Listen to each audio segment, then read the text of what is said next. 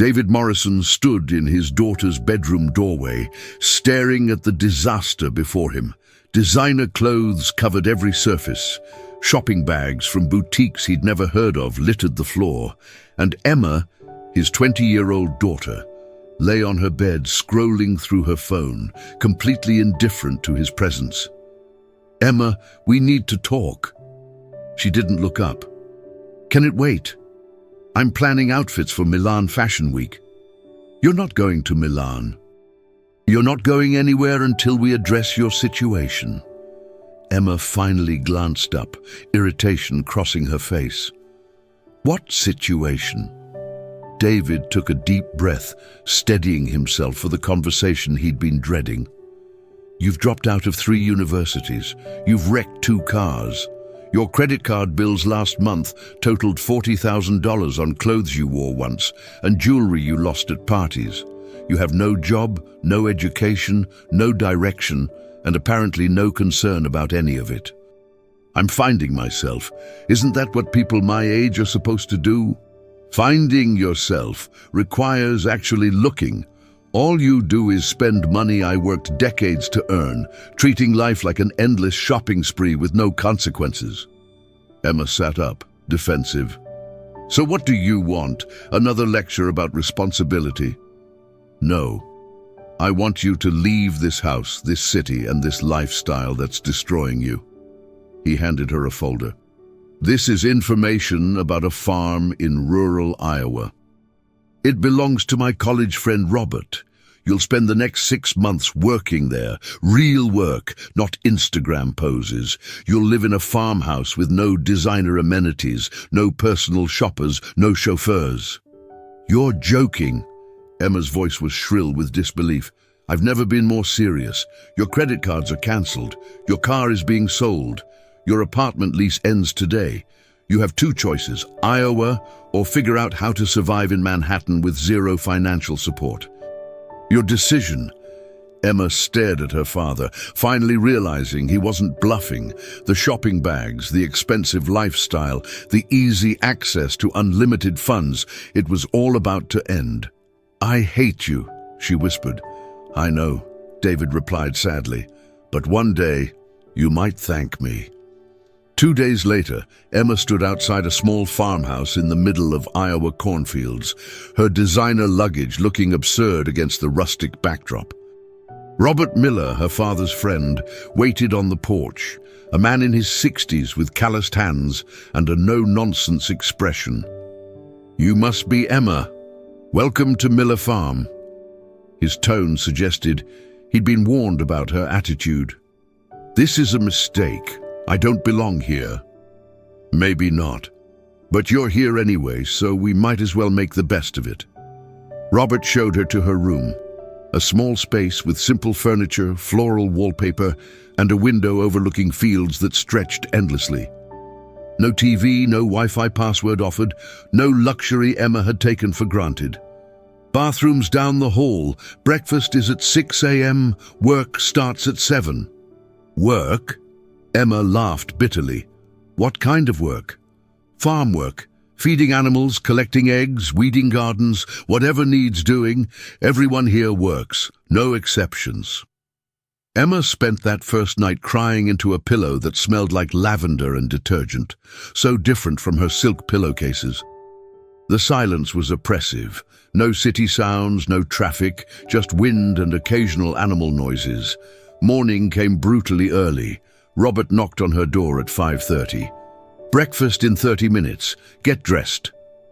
Emma wore designer jeans and a blouse that cost more than most people's weekly salary. Robert looked at her outfit and sighed. "You'll ruin those clothes in an hour." Sarah left some work clothes in the closet, jeans and shirts that can handle dirt. Sarah was Robert's daughter, away at agricultural college. Her clothes were practical, worn, nothing Emma would have been caught dead wearing in Manhattan. But looking at her own impractical outfit, Emma grudgingly changed. The work clothes fit poorly. Sarah was taller and broader, but they were at least functional. Breakfast was simple, eggs, toast, coffee, but Emma barely touched it, her stomach tight with anxiety about what the day would bring. Robert noticed, but said nothing. She'd learned soon enough that farm work burned calories she couldn't afford to skip. At 7 a.m. precisely, Emma's new life began. The work was immediate and overwhelming. Robert took Emma to the chicken coop, showing her how to collect eggs, clean the nesting boxes, and refill water and feed. The chickens were loud and aggressive, pecking at her hands when she reached for eggs. Emma shrieked and jumped back, nearly dropping the basket. "They won't hurt you much. Just be confident. They sense fear." Robert's tone was matter-of-fact, no sympathy for her terror of birds. By mid-morning, Emma's back ached from bending over, her hands were scratched from hostile chickens, and her expensive manicure was destroyed. And this was just the beginning. Robert set her to weeding the vegetable garden, rows and rows of plants Emma couldn't identify, surrounded by weeds that seemed to multiply as she pulled them. The sun was merciless, heat bearing down on her unused to physical labor. Sweat soaked through her borrowed clothes. Her hands, soft from years of avoiding manual work, began to blister. "How long do I do this?" Emma asked after 2 hours. "Until it's done. Another few hours, probably." Emma wanted to quit, to call her father and beg to come home. But pride stopped her. She wouldn't give him the satisfaction of being right about her weakness. Lunch was simple sandwiches eaten on the porch. Emma collapsed onto the steps, every muscle screaming. Robert's farmhand, Miguel, a man in his 30s who'd worked the farm for years, watched her with barely concealed amusement. "First day is always hardest, gets easier." "Or I die first," Emma muttered. The afternoon brought new horrors. Mucking out horse stalls, a task so disgusting Emma gagged repeatedly. Miguel showed her how to use the pitchfork, how to distinguish dirty straw from clean, how to move heavy wheelbarrows without straining her back. Every moment was exhausting and humiliating. By dinner, Emma could barely move. Her hands were blistered and bleeding, her body ached in places she didn't know could hurt, and her spirit was thoroughly broken. Robert served simple beef stew, and Emma, starving now, ate 3 bowls without caring about calories or carbs or any of the concerns that had once dominated her life. That night, she fell into bed without showering, too exhausted even for basic hygiene, and slept like the dead. The second week was harder than the first. Emma's body had adjusted slightly to physical labor, but her mind rebelled against the monotony and difficulty. She was used to stimulation, parties, shopping, social media, and farm life offered nothing but work, silence, and exhaustion. She tried to call her father multiple times, but he didn't answer. She sent desperate texts begging to come home, promising to change, to get a job, to go back to school. David's responses were brief. "See you in 6 months. Love you." Emma considered running away, but where would she go? She had no money. Her father had frozen everything. She didn't even know where the nearest town was or how to get there without a car. She was trapped, and the realization was terrifying. Robert noticed her struggle, but offered no sympathy. "Your father told me you'd have a hard time. He also told me not to let you quit. So you can be miserable, or you can accept your situation and make the best of it. Choice is yours. This isn't fair." "I didn't ask for this. Life rarely is fair, but whining doesn't change anything. Work does." The words were harsh, but not unkind. Emma hated him for being right. She began to adjust, not from acceptance, but from exhaustion. She was too tired to maintain her resistance. Her body grew stronger, capable of tasks that seemed impossible initially. Her hands developed calluses that protected against blisters. Her mind, deprived of constant stimulation, began to notice things she'd never seen before. The way morning light hit the cornfields, creating waves of gold and green. The satisfaction of a garden row weeded perfectly. The taste of vegetables she'd grown and harvested herself, better than anything she'd eaten at expensive restaurants. The simple pleasure of hot shower after hard day, of meal earned through labor, of sleep that came from genuine exhaustion rather than boredom. Miguel became unlikely teacher, showing her efficient ways to work, talking about his own journey from Mexico to Iowa, his family back home he supported through farm work.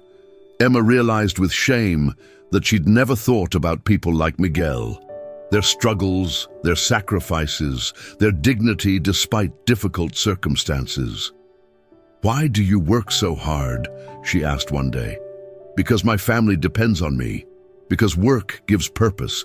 Because there is honor in doing difficult things well." 3 weeks in, Emma met Grace Chen, Robert's neighbor who ran organic farm next door. Grace was 32, had left corporate law 5 years ago to farm, and represented path Emma had never considered, success that looked nothing like her father's definition. Grace stopped by one afternoon, bringing fresh bread and catching Emma in middle of her work, muddy, sweaty, exhausted. "You're David Morrison's daughter. I heard you were here." Emma braced for judgment, but Grace's expression was kind. "How are you adjusting?" "I hate it. I miss my life. I don't understand why my father is doing this." "Maybe because he loves you enough to let you hate him temporarily rather than enable you to destroy yourself permanently."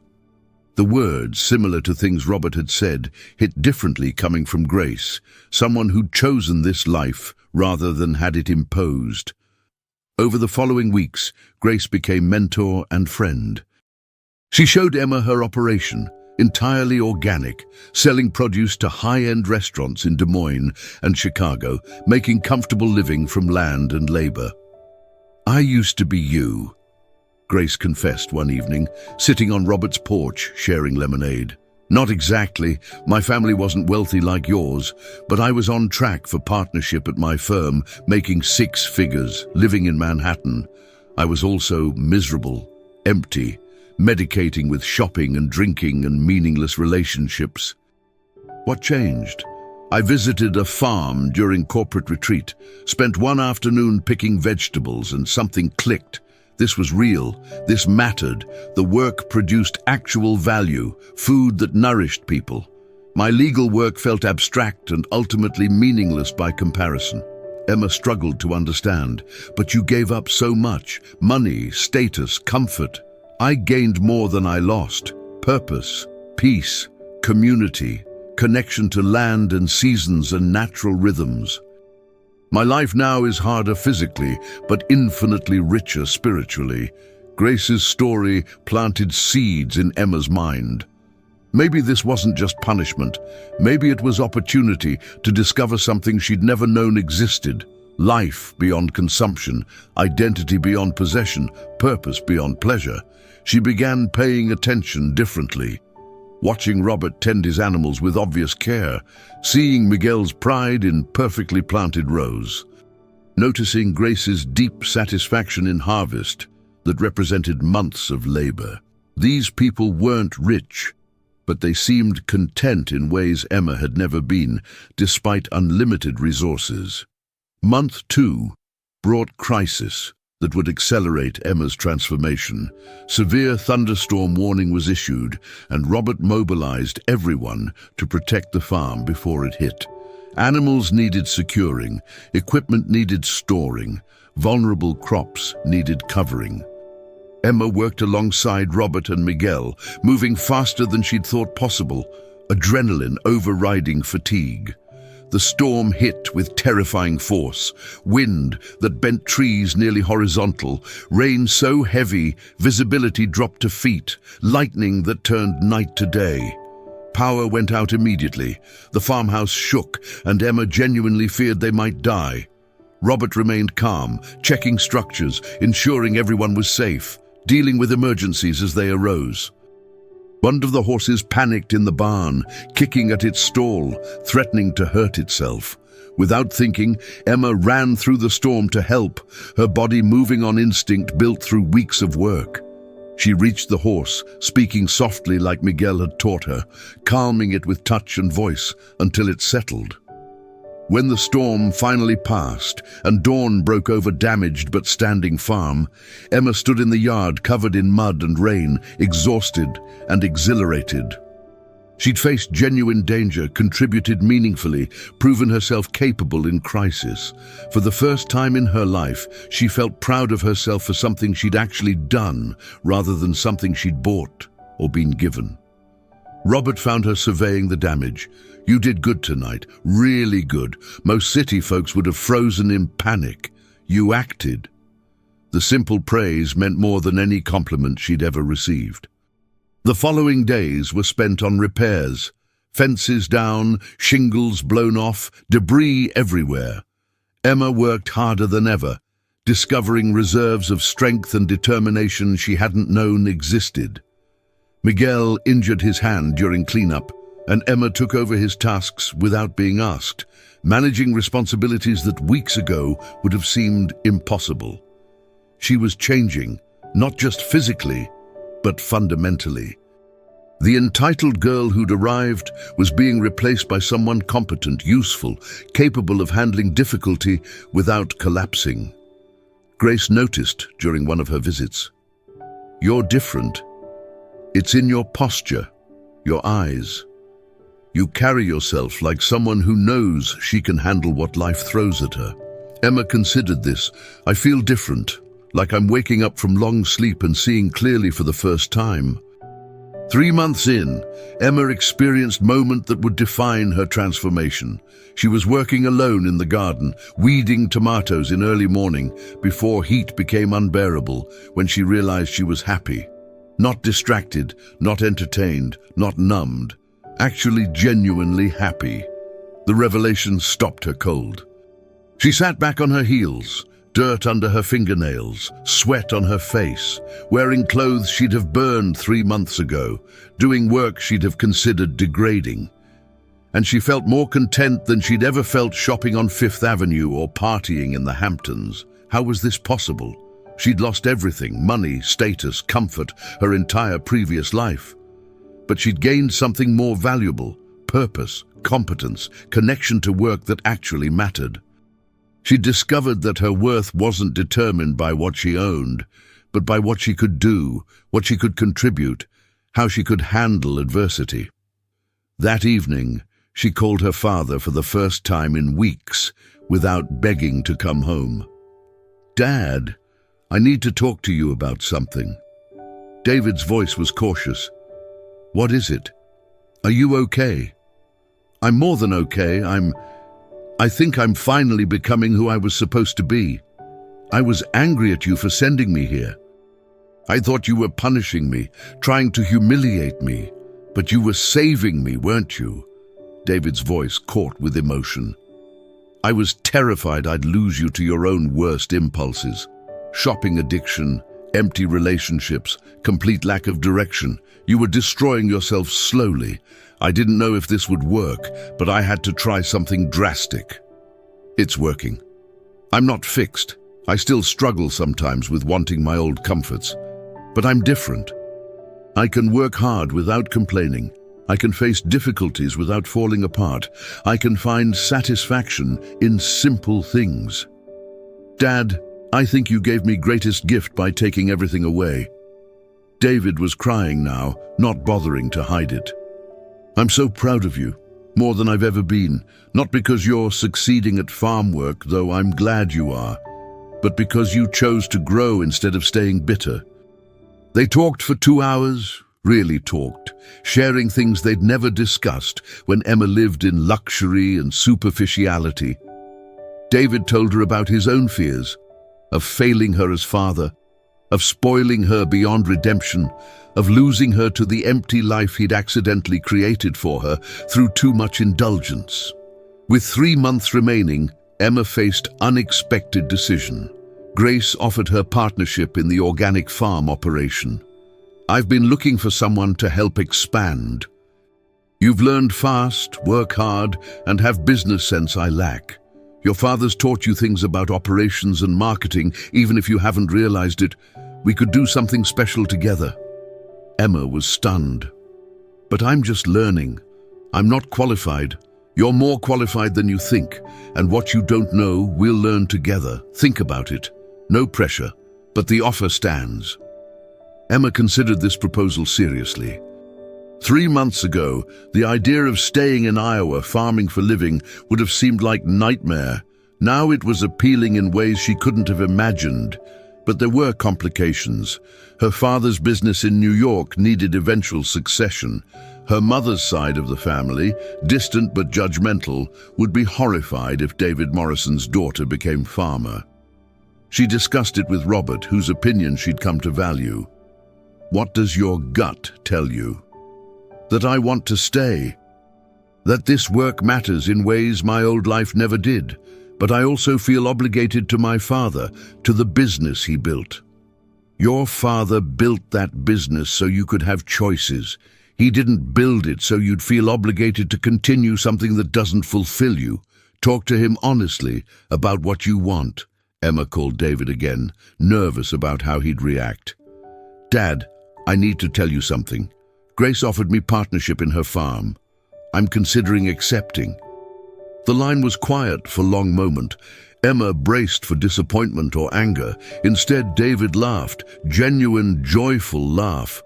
"Emma, 6 months ago, you couldn't commit to finishing semester of college. Now you're considering career in sustainable agriculture.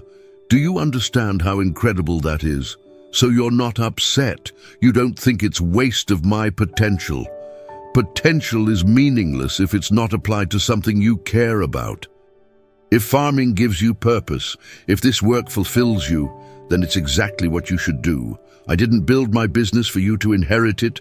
I built it so you'd have freedom to choose your own path. It sounds like you found that path." Emma felt tears streaming down her face. "What about succession? Who will run Morrison Industries?" "I have decades left to work, and plenty of capable executives. Or maybe I'll sell eventually and retire. That's my concern, not yours. You focus on building your own legacy, not inheriting mine." Emma's final 3 months were spent not enduring farm work, but embracing it. She studied sustainable agriculture online, reading everything she could about organic farming, soil health, crop rotation. She worked with Grace on business plan for expansion, applying business acumen she'd absorbed from her father without realizing it. She developed relationships with restaurant buyers in Chicago, leveraging connections from her previous life, but now selling fresh produce instead of fashion. Her former acquaintances were baffled. Emma Morrison, socialite and shopping enthusiast, now pitching organic vegetables. But she handled their confusion with grace she'd learned from humility. Physically, she was unrecognizable. Lean and strong, skin tanned and freckled, hands calloused and capable. She wore work clothes with comfort, had given up makeup entirely, kept her hair in simple braid.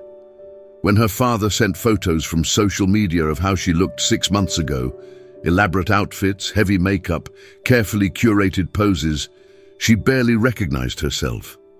But more profound were internal changes. She'd developed patience through work that couldn't be rushed. She'd learned resilience through challenges that couldn't be avoided. She'd discovered self-worth through competence earned rather than purchased. The entitled girl who'd arrived had been completely replaced by a woman of substance, character, and purpose. Robert watched her transformation with satisfaction. "Your father did good thing, even though it was hard. Lot of parents can't do what he did. Risk losing child temporarily to save them permanently. I hated him for it initially. Now I understand it was greatest act of love he could have shown me." Miguel, who'd witnessed entire journey, shared his own observation. "You came here broken in ways you didn't know. This land, this work, it healed you, not by making life easier, but by showing you what you were capable of when pushed." Grace, now her business partner, added, "You're going to do amazing things here, not because you're David Morrison's daughter, but because you're Emma Morrison, smart, hardworking, dedicated. The life you're building here will be more meaningful than anything your old life could have offered." As her 6 months approached completion, Emma felt no desire to return to New York permanently.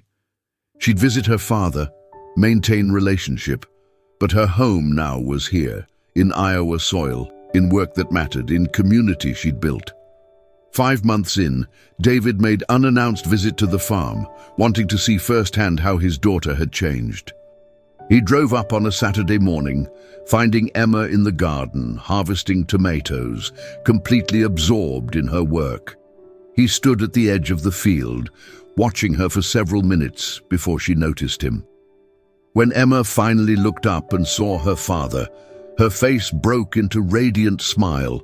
She ran to him and they embraced, David holding his daughter close, feeling the strength in her body, the confidence in her posture, the genuine joy in her greeting. "Dad, why didn't you tell me you were coming? I wanted to see you in your element, unguarded. Emma, you're completely different." He wasn't prepared for the emotion that overwhelmed him. This was his daughter, but transformed so completely, he barely recognized her. Not just physically, though, that was dramatic. The designer clothes replaced by work jeans and flannel, the elaborate styling replaced by simple braid, the manicured softness replaced by capable strength. But it was her eyes that struck him most. They held clarity and purpose that had never been there before. The empty seeking, the constant dissatisfaction, the desperate need for external validation, all gone, replaced by calm self-assurance that came from knowing her own worth. "Come on, let me show you around. I want you to meet everyone, see everything I'm doing." Emma gave her father a comprehensive tour. The garden she maintained, the greenhouse she'd helped build, the chickens she now handled with ease, the horses she could ride and care for independently. She introduced him to Miguel, to Robert, to Grace. She showed him business plan for farm expansion, projections and strategies that demonstrated she'd learned more from him than either had realized. David met with Grace privately. "Thank you for offering Emma partnership, for seeing potential in her when she couldn't see it herself. She earned it. I'm not doing her favors. She's genuinely talented and hardworking. We're going to build something special together." That evening, David, Emma, Robert and Grace had dinner together. Simple meal of food from the farm, conversation flowing easily about agriculture, business, life. David watched his daughter engage with these people as equals, contributing meaningfully, laughing genuinely, present in ways she'd never been during their Manhattan dinners. After others left, David and Emma sat on the porch as sunset. "Are you happy?" he asked. "Truly happy? More than I've ever been. I didn't know this kind of contentment existed. Every day has purpose. Every effort produces something real. I matter here in ways I never mattered in my old life." David stayed 3 days, working alongside Emma to understand her new life fully. He collected eggs, weeded gardens, helped with harvest, work completely foreign to him, but which he embraced to understand his daughter's world. His respect for what she'd accomplished grew with each hour. On his final evening, sitting again on the porch that had witnessed so many important conversations, David made proposal. "Emma, I want to invest in your farm operation. Not as your father giving money, but as business investor who sees genuine potential. You and Grace have solid plan. Let me help you scale it properly." Emma was quiet for a long moment. "Dad, I appreciate that, but I need to do this on my own. I need to build something that's entirely mine, earned through my own work, not funded by your money. Can you understand that?" David felt tears prick his eyes. 6 months ago, his daughter would have grabbed any money offered without thought. Now she was turning down substantial investment because she needed to prove herself. "I understand, and I'm incredibly proud of you for saying no. That takes strength I wasn't sure you'd developed. You taught me that, even though I didn't realize it at the time. Sending me here with nothing forced me to discover what I was capable of without your money or name backing me. If I take your investment now, I'd always wonder if I succeeded because of my own abilities or because of your resources." You're wise beyond your years. When did that happen? When I stopped having everything and started earning something? They discussed Emma's future plans. She'd stay in Iowa, build the farm operation with Grace, create life completely different from what David had envisioned for her. She'd visit New York occasionally, maintain relationship with her father, but her home was here now. What about the business? Emma asked. Your legacy? My legacy isn't Morrison Industries. It's you, the woman you've become, the values you've learned, the life you're building, that matters more than any company. David prepared to leave the next morning, and Emma walked him to his car. Thank you, Dad, for loving me enough to send me away, for having courage to do what was hard instead of what was easy. Thank you for choosing to grow instead of staying angry. Thank you for becoming woman I always hoped you'd be, but didn't know how to help you become. They embraced, and David drove away, looking in rear-view mirror at his daughter standing in farmyard, waving goodbye. Strong, capable, happy, exactly where she needed to be. A year after Emma's arrival at the farm, David returned for celebration. Emma and Grace's expanded operation was launching, supplying organic produce to restaurants across Midwest. The farm had grown significantly, employing 6 people full-time, representing success built on Emma's transformation and hard work. The celebration was simple, barbecue on the farm, attended by everyone who'd been part of Emma's journey. Robert and his family, Miguel and his wife who'd recently joined him from Mexico, Grace's parents who'd driven from California, local farmers who'd become friends and mentors, restaurant owners who'd become business partners. David watched his daughter move through the crowd, confident, happy, belonging in ways she'd never belonged at Manhattan social events. She wore simple sundress, her skin tanned and freckled, her hands showing calluses and capability. She laughed easily, engaged authentically, was present in each moment rather than constantly checking phone or planning next social obligation. Robert approached David. You took enormous risk sending her here. Could have destroyed your relationship permanently. I know. But watching her now, seeing who she's become, the risk was worth it. I got my daughter back, but better than I'd even hoped. Grace joined them, adding her perspective. Emma's one of hardest workers I've ever met. She's smart, dedicated, willing to learn. We're building something real here, and she's equal partner in every way. Emma called everyone together for announcement. I want to thank my father. A year ago, he made hardest decision of his parenting life. He sent me away from everything I knew, forced me to face who I'd become, gave me chance to discover who I could be. I hated him for it initially. Now I understand it was greatest gift he could have given me. She looked at David, her eyes bright with tears. Dad, you sent me here to teach me responsibility and work ethic, but I learned so much more about purpose, about community, about what actually matters in life. You gave me everything when I was growing up, then you took it all away. And in losing everything, I found myself. Thank you for loving me enough to let me go, and for believing I'd find my way back to you as someone worth knowing.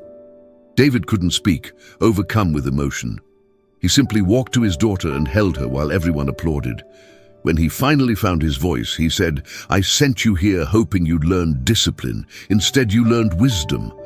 I sent you here expecting you'd endure 6 months of punishment. Instead, you discovered your purpose. I sent you here as my spoiled daughter. You returned as an extraordinary woman I'm honored to know. The celebration continued into evening, stars emerging over Iowa farmland that had witnessed Emma's complete transformation. David sat on the familiar porch, watching his daughter laugh with her friends and partners, and felt peace he hadn't experienced in years. He'd worried constantly about Emma, her direction, her values, her future. Those worries were gone now.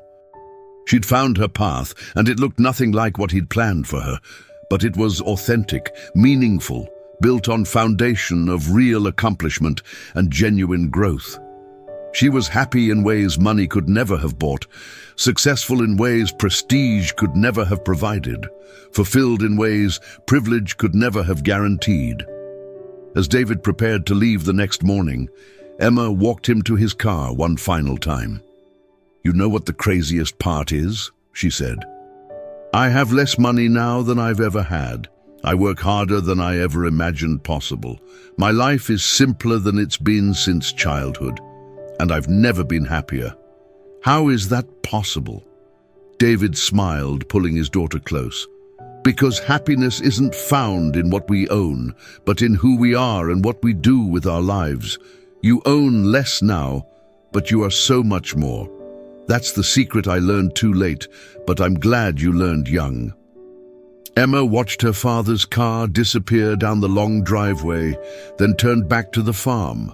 Her farm, her life, her future built on foundation of hard-won wisdom and genuine transformation.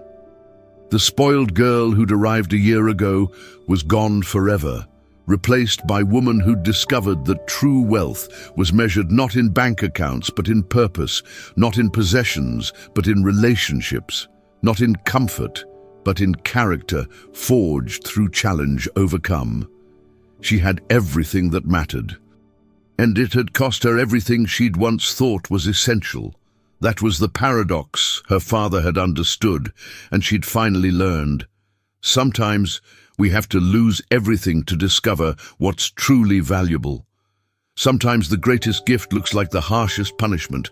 Sometimes sending someone away is the only way to truly bring them home.